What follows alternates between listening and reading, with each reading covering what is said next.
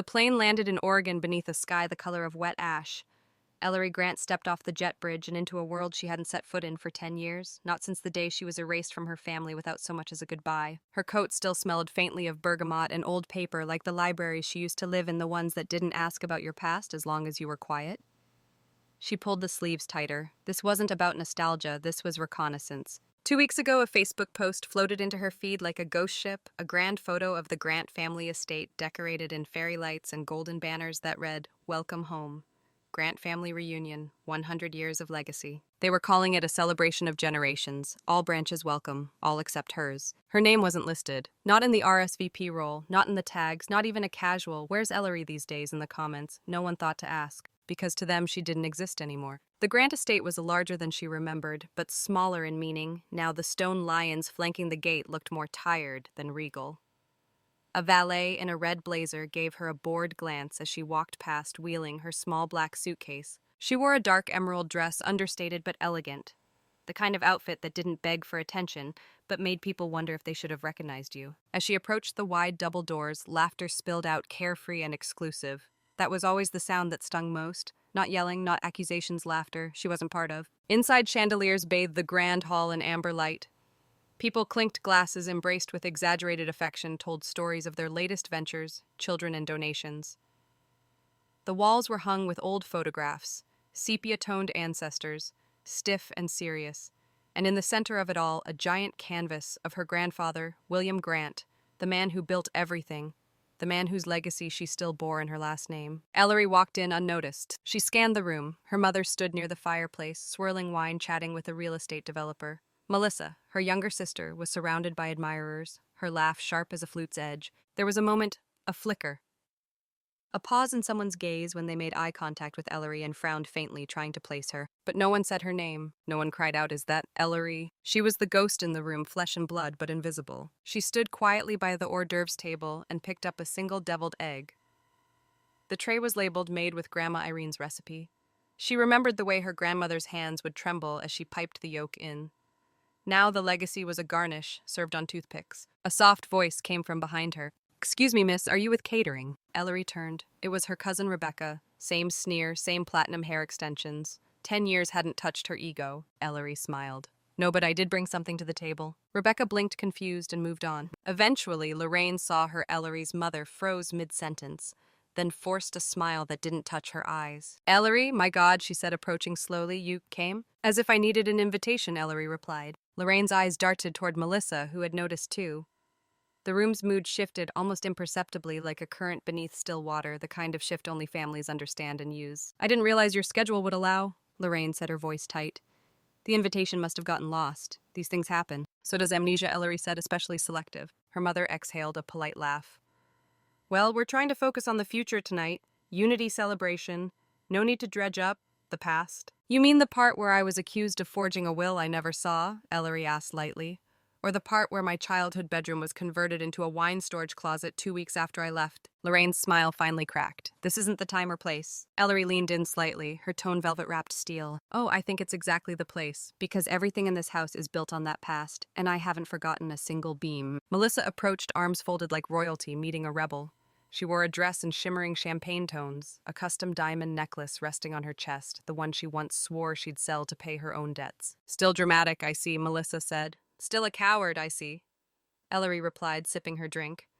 "How's the charity named after a man you tried to cheat?" Melissa flinched, then smirked. "At least I stayed and rebuilt, you ran." "No, I walked away from a house on fire. I just came back now to see what was left." The room filled again with laughter, music, oblivious chatter.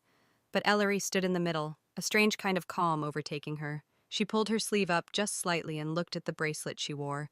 Hidden beneath its charm was a micro-recorder already live. She whispered into it, barely moving her lips. 10:17 p.m.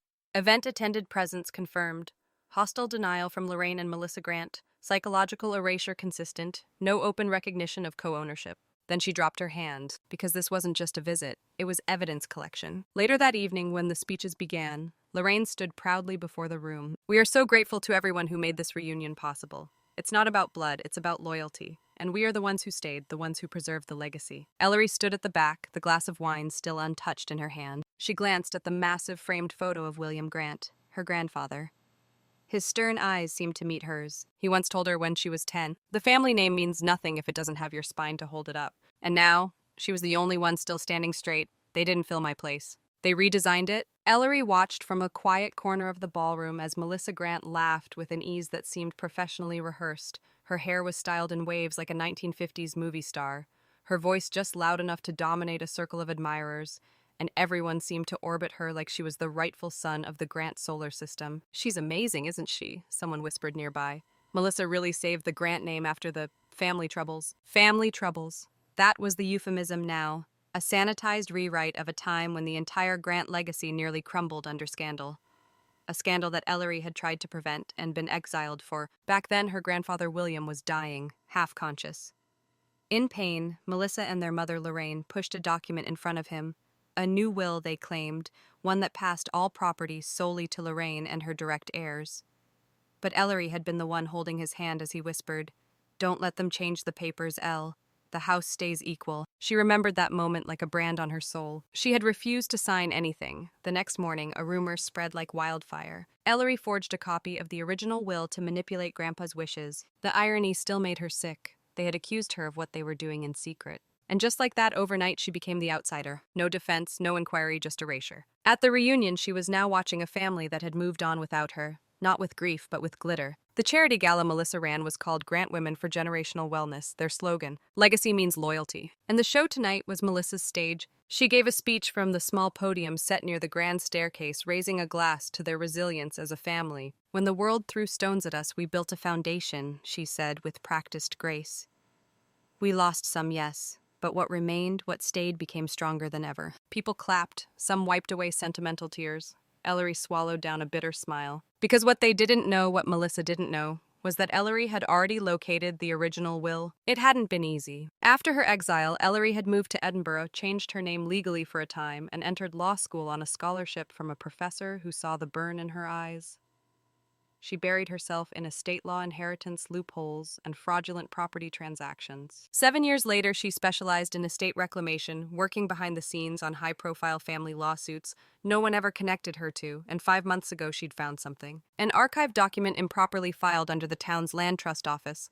William Grant's handwritten notarized will dated 12 days before his death. It left the Grant family home jointly to his 3 grandchildren, including Ellery. That version had never been executed, because it had disappeared, until now. As Melissa continued to pose for photos near the painting of their grandfather, Ellery approached the cocktail bar. The bartender offered her a drink. "What can I get you, miss?" She pointed to a bottle of dusty bourbon near the top shelf. "Grant's Reserve," she said. "He only made 3 cases, one for each grandchild. It was never released to the public." The bartender hesitated, then nodded slowly. "I'm surprised you know that I helped him label them," Ellery said. She held the glass up to the light. The liquid gleamed amber. She didn't sip, just held it. From across the room, Melissa met her gaze and finally walked over. "Still lurking," Melissa said, lips barely moving. "Still lying," Ellery replied. Melissa's smile flickered, but stayed in place, like a mask pinned by nerves. "You should be careful, throwing accusations around Elle. You've already done enough damage." "Is that what you told the donors, that your sister was a damaged branch? That you took over because I couldn't handle the pressure?" Melissa leaned closer. "You were always too sensitive, too sentimental. This family needed leaders, not martyrs." Ellery leaned back unshaken. "You were always too eager to steal what you couldn't earn." Melissa's jaw twitched. "Why are you really here?" "Oh, I'm just visiting what I co-own," Ellery said, tapping her bracelet. "You'll find out soon enough."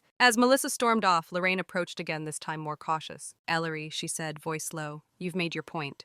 But don't turn this into a scene. This is a celebration for the people who showed up." Ellery turned slowly to face her. "I did show up, you just didn't look for me. You left. I was pushed. We had to keep the family intact," Lorraine said tightly. "No, you wanted it quiet and I was the noise." Lorraine narrowed her eyes. "Whatever you think you have, it won't change what people believe.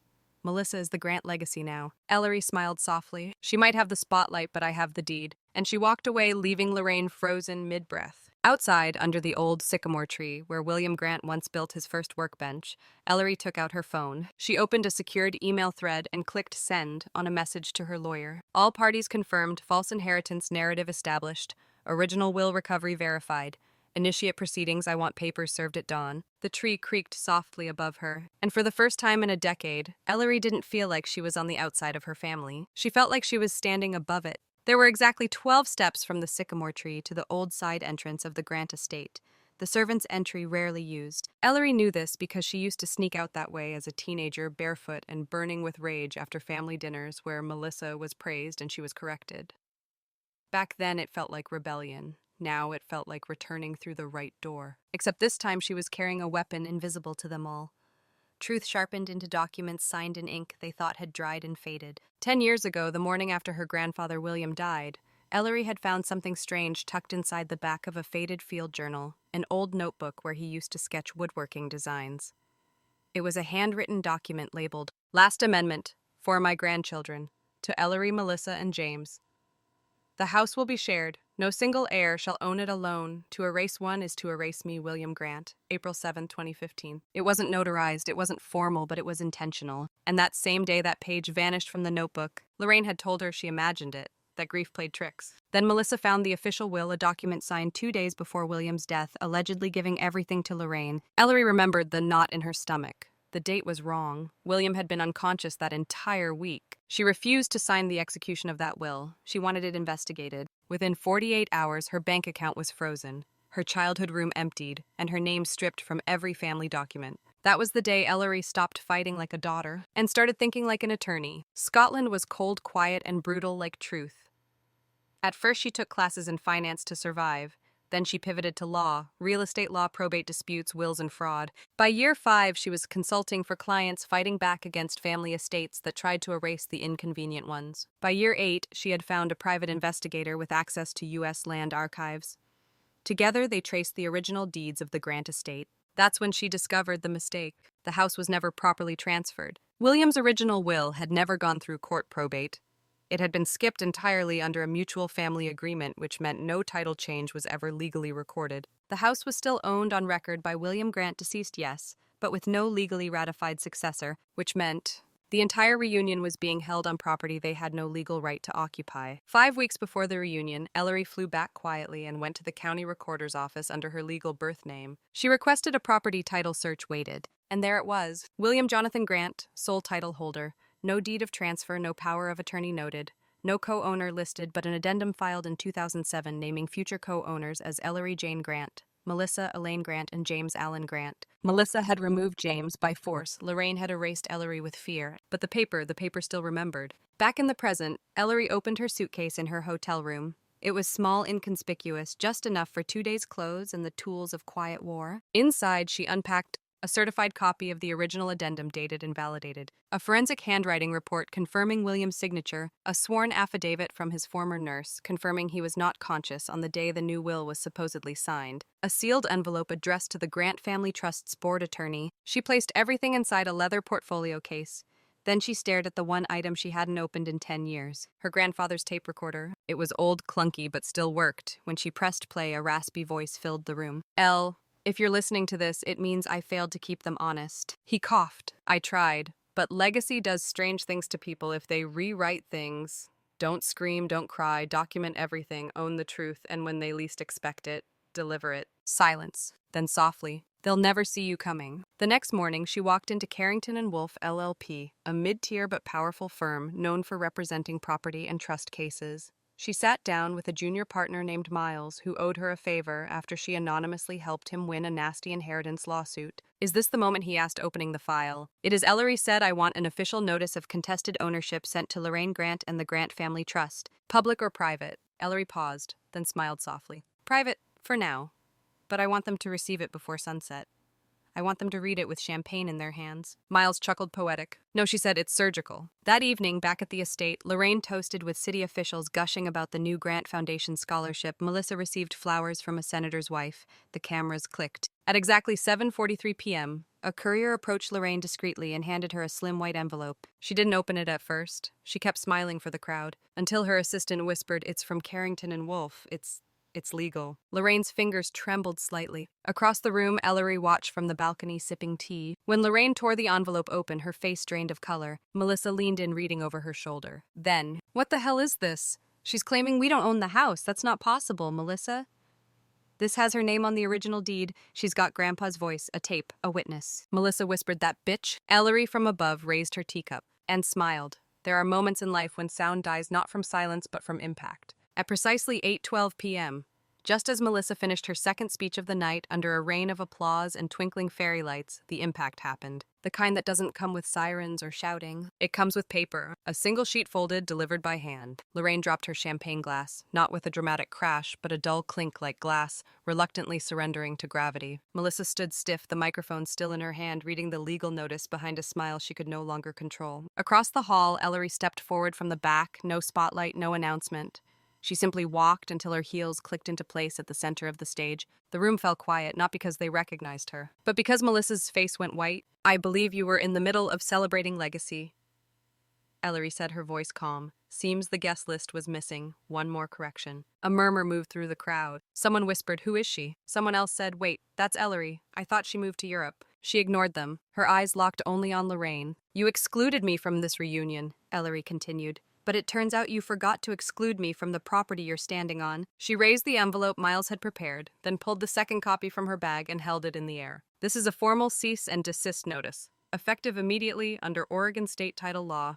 You are occupying and hosting an event on property which by court-verified record you do not own." Gasps, actual gasps, the kind that usually only exist in movies. Melissa broke the silence. "She's bluffing. She's been gone for a decade. She has no claim." "Actually," Ellery said, stepping toward the microphone, "I never surrendered my claim.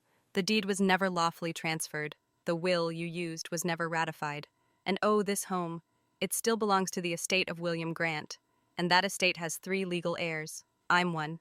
You are not." She clicked a small remote. The projector behind her, meant to cycle through family photos, flickered and now displayed 3 legal documents. A copy of the original will addendum with William's signature, a county title record listing Ellery as future co-owner, a dated sworn affidavit from William's nurse, Mr. Grant, was not lucid or capable of legal signature on April 9th. Dead silence. "This is disgusting," Lorraine hissed. "You're ruining everything we've built." Ellery stepped down from the stage slowly. "You didn't build it, you staged it. I just pulled back the curtain." Melissa followed her down, trying to stay composed. "You can't just walk in here and—" "Melissa, you falsified documents, you claimed sole rights to a trust you don't control, and you solicited donations for a charity under a misrepresented legacy.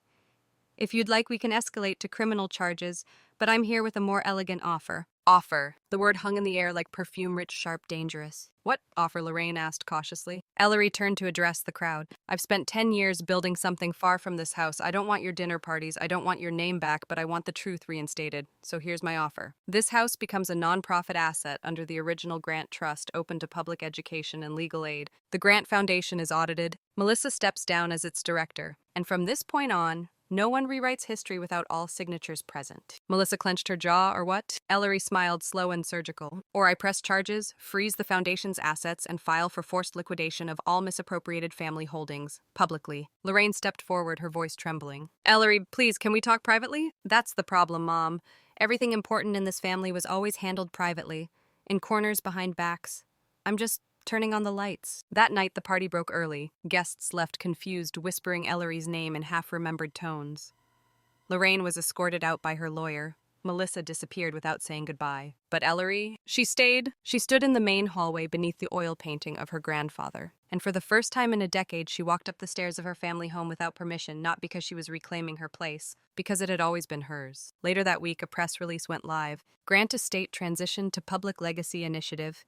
Internal restructuring announced amid ownership revelation. The story went viral, but Ellery didn't read the headlines. She was already planning what to do with the west wing of the estate. She would turn it into the House of Truth, a legal mentorship center for people disinherited, betrayed or erased by bloodlines hiding behind wealth. She didn't seek revenge. She delivered reform, and there is no power greater than making sure no one else feels like they were never invited. It was raining the morning they changed the plaque. A simple brass rectangle polished to gleam against the old gray stone of the Grant estate. The old title, The Grant Family Home, had been removed. In its place, a new name, the House of Silence built on truth, protected by law. Ellery stood beneath her black umbrella, watching the workers bolt the final screw into the marble. She wasn't crying. She hadn't cried in a very long time. 1 week after the reunion unraveled into legal chaos, Ellery filed all formal ownership transfer documents under the original trust, making the estate a nonprofit foundation. Lorraine had tried to negotiate behind closed doors. She sent 3 different attorneys to suggest settlements and quiet resolutions. Ellery sent back a single page. "All settlements will be public, all truths documented, silence will no longer be weaponized here." Melissa had gone silent altogether. Her Instagram scrubbed the charity website down. her name omitted from the latest articles about the estate transition. And for the first time in 10 years, no one tried to erase Ellery, because now they didn't have the power to. She kept the West Wing for herself, not as a home, but as a headquarters. Inside lawyers and paralegals now trained under her mentorship program, young women who had been cut from inheritances, sons whose parents disowned them for defying tradition. People who had been told blood is everything, but lived to learn that sometimes blood is where the harm began. She never raised her voice in that house, only the truth was amplified. One afternoon, a visitor arrived at the gate. Melissa, wearing jeans, no makeup, holding a small envelope and a bouquet of gardenias, their grandfather's favorite. She stood quietly by the gate intercom and pressed the button. Ellery, I know I don't deserve to be here, but I wanted to talk. I'm sorry, I really am. Silence. Then, this isn't about inheritance. I've lost more than the estate I've lost, who I was when I lied. And I know you don't owe me anything. No response. A few seconds later, the intercom clicked off. The gate didn't open. Melissa stood there for a while, staring at the camera, then placed the envelope on the stone column and left. Inside, Ellery watched from her office window, unseen. She didn't go down. She didn't open the letter. 3 days later, Lorraine sent a package, an old velvet box. Inside was a ring. The Grant family ring, the one Ellery was told had been stolen years ago, but she had already recovered the real one. What Lorraine sent was a replica. Inside the box was a handwritten note. For what it's worth, Saus, you were always the one he trusted. I was just afraid of what that meant. Ellery placed the ring box on a shelf in her office next to a small frame containing the words her grandfather once said to her, scribbled in ink-stained handwriting. Tell the truth, even when they silence you, especially then. Months passed. The estate transformed. The ballroom became a library. The wine cellar was converted into a resource center. The dining room became a conference space where stories once hidden in shame were now shared with legal support, healing, and strength. One evening, Ellery walked down the grand hallway and opened the doors to what used to be her childhood room. The same room that had once been emptied, erased. It was now a small sanctuary, not for her, but for women with nowhere else to sleep. The bed was freshly made, the walls painted a soft, quiet blue. A young girl sat at the desk typing a letter. She looked up. Are you the one who owns this place? Ellery smiled gently. No, I'm just the one who remembers what it felt like to be forgotten. Later that night, Ellery stood alone on the balcony looking over the estate. The wind was soft, no chaos, no lawsuits, no applause, just the sound of rain. The silence wasn't lonely anymore, because this time it was hers. Not the silence of exile, not the silence of betrayal, but the silence that comes after justice.